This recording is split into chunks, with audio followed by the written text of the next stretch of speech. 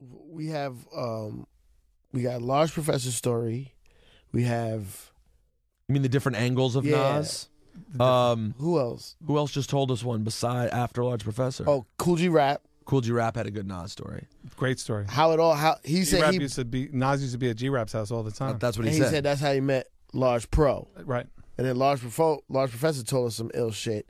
Where do you come in? Yeah, tell us your Nas story. I was working on my solo album, and Stretch Armstrong. Oh, so this and is Reef, you broke up? 92. Yeah. 92. Third Base broke up. Yeah. So I'm working on a record called Back to the Grill again. One of my favorites. I remember that song. And One of my at the time, before it became like something of like folklore, it was just a really great song. I fucking love that thank song. you, B. And don't forget about Here It Comes. I love that record. And you know what I love about Here It Comes? The fucking cover art on the 12-inch. Yeah, right under the Far Rockaway L. It's awesome. Yeah. All right, so Danny Clinch. So you're working on Back to the Grill. So I'm wearing Back to the Grill. Back to the Grill again. OC just did his verse, and Reef and Stretch come by with Percy P, the Riddler, and Nas. And he's like, yo, can these guys jump on the record? Stretch. Reef and Stretch. Daddy free. Okay. So they all come through. Everybody drops a A lot of verse. white And boys Nas hanging just... out. A lot of white boys. Big white boy scene. Yeah, there's a lot of Caucasians. Finally, they all found each other. A lot of Caucasians in the building. T-Ray, a producer, another white man. T-Ray's white too, that's A right. lot of white devils. A lot of devils. A lot of devils. T-Ray did Back to the Grill? Yep. Me and him did it together. And Anton Pushansky, another white man, engineering, and playing bass. So Nas decides to fall back and hang out. So I'm like, yo, you wanna drop a verse? He's like, yeah, let me feel the record out first, and I'll come back tomorrow. I was like, yeah, okay, whatever. So next day, This is after Live at the Barbecue, right? oh yeah, That's why it's called Back to the Grill. Yeah. Okay. Oh, Live at the Barbecue's out.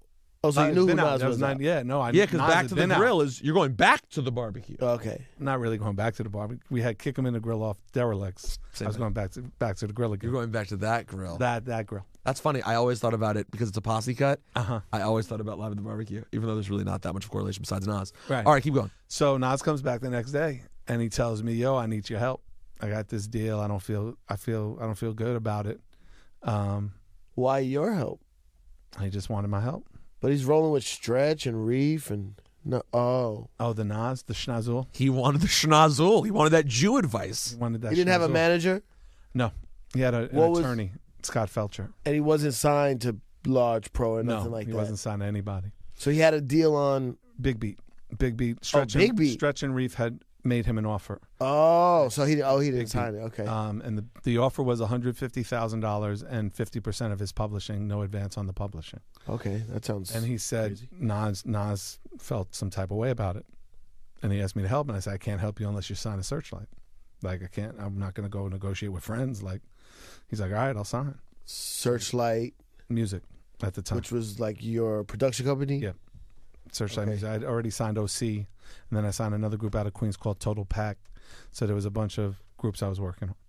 So I never knew that he signed OC till today. You never knew that?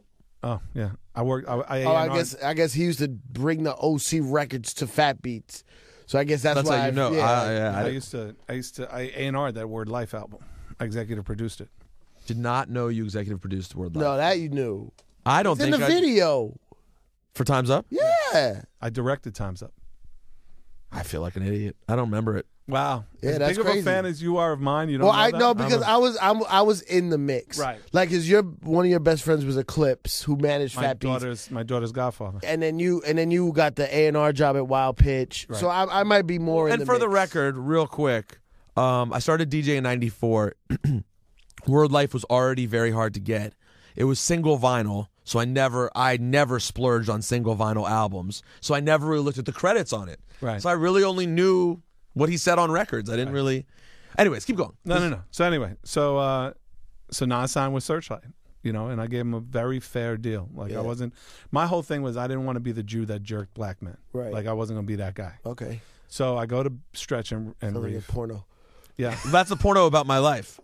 It's a Jew that jerked black men. That's If you read the comments on YouTube about me, that's what people think. Gay porn right there. Yeah. Anyway, so I go to Stretch and Reef and I said, listen, I can't let him sign this deal. This deal is bullshit. And he's like, listen, this is what Craig Kalman's offering. Come on, Serge, don't get in the way. I'm like, I said, I can't. It's like, it's a shady deal. It's like a 1988 deal. Like, the guy's Nas. He's going to be the greatest MC of our generation. Like, you can't. And you all sign. knew. Everyone knew. Oh, yeah. I mean, Helen Keller could see and hear that he was going to be the genius that he was.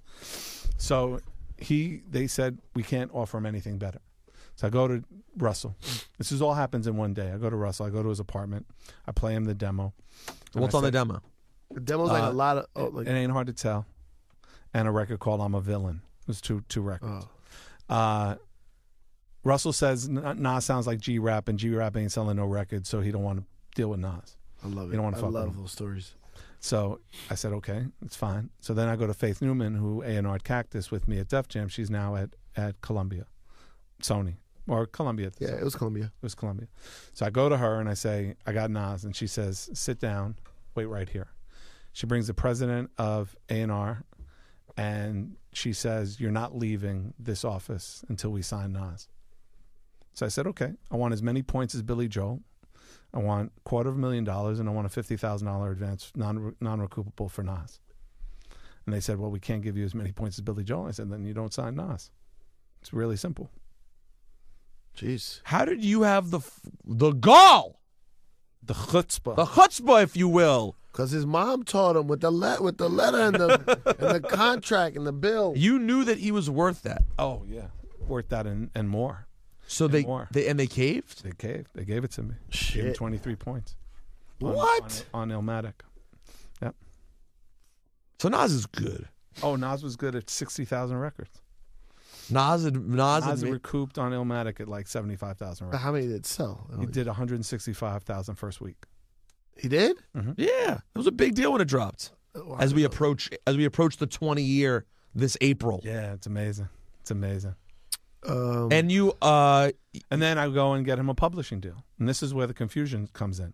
I never owned Nas's publishing.